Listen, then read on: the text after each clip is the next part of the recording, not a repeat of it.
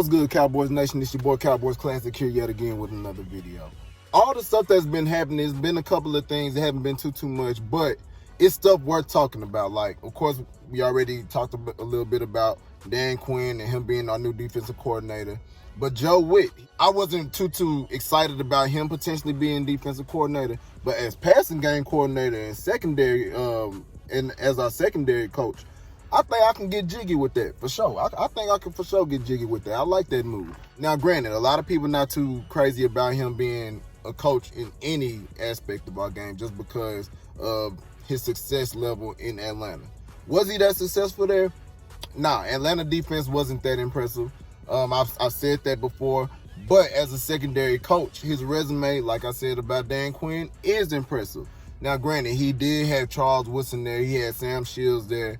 Charles Woodson, Hall of Famer. Sam Shields at that time was a Pro Bowler. He had players over there in Green Bay the 10 years that he was under Mike McCarthy. Other research that I seen about Joe Whitt was that his time in Green Bay, they had some of the best secondary stats, I think, for a while. I think 8 out of the 10 seasons that he was there, they had like one of the top, had some of the top turnovers for all secondary in the league. That's big, you know what I'm saying? So it shows that he puts emphasis on getting the ball and having turnovers and forcing turnovers and taking advantage of opportunities like that. So I think that has a lot to do with him being a successful coach. But I did a little digging, and I researched a couple of things, and I think I like what I see with Joe Whitt as a secondary coach. Not only that, but he's also the bridge between Dan Quinn and Mike McCarthy. I feel like that's essential just for that whole communication aspect to even flow. You got to have something to bridge that gap, especially with the limited time that we do have. We don't know how this COVID thing is going to work out as far as teams being able to work out together and this and that. So you need some kind of rapport from somewhere. You got to bridge that gap somehow. So I like that. But one thing that I like about Joe Whitt, something that I can kind of take from the things that I've researched about him, he's real cutthroat. No BS. About business, about football. You know what I'm saying? I think that's what young defensive players need, especially in the secondary. You got Trevon Diggs.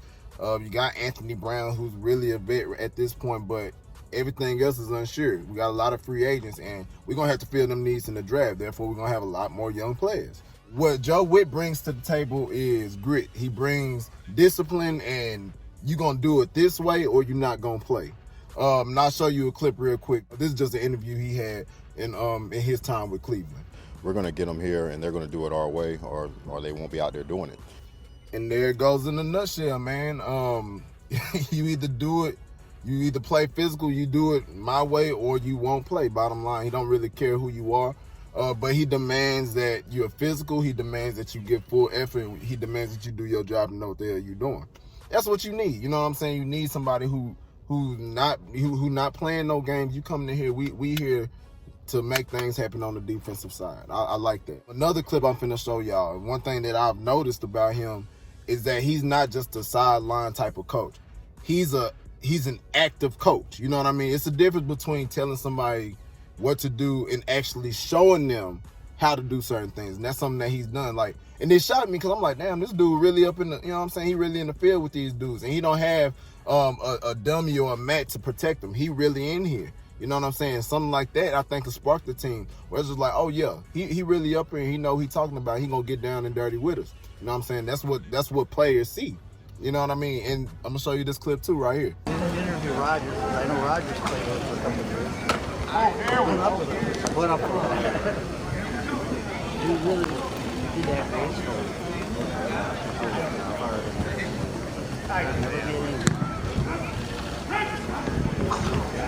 Now, granted, this was in Green Bay. It was a long ass time ago, basically. Long time ago, he was a little bit younger, so there's no guarantee that he's going to be doing that this year. He's a little bit older. I don't know if his body can handle getting thrown to the ground like that or getting jabbed like that, but it shows he's willing to do whatever it takes to get the absolute most out of his players. That's what you want. That's exactly what you want. You know what I mean? Like something similar to Chris Richard. And I mean, I feel like a lot of times we took Chris Richard for granted because y'all said it kind of held back the defense potential, but that was for a reason. Our defense wasn't ready. They showed they wasn't ready. So, I mean, I appreciate, coaches who really gonna do whatever it takes to get the absolute best out of their team. High demanding coaches. That's what I want. You know what I'm saying? But at the same time, you can only do whatever your players are capable of doing. And I feel like now, you know what I'm saying, is if we give them a little bit of help in the draft, maybe even free agency, if we give them a little bit of help, we got players who can do some things. And you got to get a nigga something to work with. Got to have some stuff to work with. So if we do that, you'll see a drastic improvement, I feel, with our secondary. You won't be seeing people throw 80-yard bombs on us every game. You won't see it no more. I'm sick of seeing it. I don't know if y'all are, but niggas sick of seeing that. Doing whatever they want. Just throw deep and then they get it. Big plays on us all game long. I'm sick of it. So hopefully Joe Whitt, I'm thinking with his mentality and what he can bring to our secondary, that stuff can at least be limited to, drastically. We can't see that too often no more. I don't want teams to be able to do that all the time on us. Joe Whitt, I'm depending on him to do that. And with his mentality and the things that I've seen, I think he can help us in that area. Now, as far as Dan Quinn's 4-3 scheme, this is the reason I love it. I ain't really told y'all too much why, but it's pretty much 95% chance that we'll be running the 4-3. And if that's the case, that'll make things a whole lot easier for our defense, period. And if it's easier for them, I feel like they can play faster and they can play better. Basically, with the 4-3, everybody, I'm going to start with run support. As far as the run game goes, everybody got a job. You fit your gap. If you fit your gap, you stop the run. You ain't got to think too much about it. You fit your gap, you stop the run. Bottom line. And you ain't got but one gap to fill. You really just got one gap to fill. So if you see run, you run in your gap and don't do nothing else. Don't do nothing else. You do your job and everybody do their job. We're going to be straight. I'm telling you we're going to be straight. Everybody do their job, we're going to be straight. You got to fill your gaps. If you fill your gaps in the run game, we're going to be good. Now, on the back end, is more so cover 3 scheme. So that means free safety, whoever that might be, Trevon Diggs, outside corner, whoever that may be, if it's a draft pick or if it's Anthony Brown, the Cheeto, if we re-sign him. Basically, what's going to happen? Our free safety is going to have the middle deep thirds. Both of our corners going to have the outside deep thirds. You know what I mean? So it's going to be 3 deep zone. That's cover 3, basically what that is. 3 deep zone. Looking at like how Earl Thomas and Richard Sherman, I forgot who the other cornerback for them back in the gap was, but that's what we're going to have. Trevon Diggs going to have somewhat like a Richard Sherman type of role. As far as the deep thirds go, I feel like Trevon Diggs, like this not going to keep him from making plays on the ball. I feel like actually this might allow him to make more plays on the ball. I feel like some people were thinking that, oh man, if he's doing deep thirds, if he's just, zoning deep all the time, is he going to still have the ability to press? Hell yeah, he's going to be able to press still, but it's not like this time he'd be able to get his head around a lot quicker because he ain't got but one place to be. It's that zone. He can react quicker the way he can see the ball, make a play on the ball a lot faster, just like Richard Sherman did. You know what I'm saying? I feel like Trevon Diggs is going to thrive in this system. He's going to thrive, and he really going to have, like he had, 3 turnovers, 3 interceptions this past season. Don't be shocked if he get 3 more, maybe 4, maybe 5, maybe 6, 7. You never know. Our safety, we need a playmaker back there. We'll see what we do in the draft, but we need a playmaker. If we have a playmaker back there, they'll have like that Earl Thomas type of role. Basically, what they do is 3 covering deep. Donovan Wilson, what he's going to do, he's going to serve as like a lurker, like that Cam Chancellor mode. Like something come through the middle, you blow their ass up. Boom! Like that. That's what Donovan Wilson's good at. He's going to be lurking, just kind of in the middle zone right there. Something come in the middle, you take his head off. Knock a nigga head loose. I'm all for that. Knock his head off. You know what I'm saying? You seen that in the Vikings game. This clip right here. Boom. Cousins throws over the middle. Gets it. Hit on Dalvin Cook. Which is coming right back inside, and it looks like You see, stuff like that energizes the defense. It gets folks ready to play, which is why I feel like it was a key reason for us even winning the game. We should have won that game. We sucked. I mean, the Vikings sucked too, but you know what I'm saying? Didn't nobody expect us to win that game? They didn't. They didn't expect us to win, but stuff like that, it energizes the defense, galvanizes the defense. It's just like Donovan Wilson, he just chilling back there. He in his zone, chilling right there. And then, bam!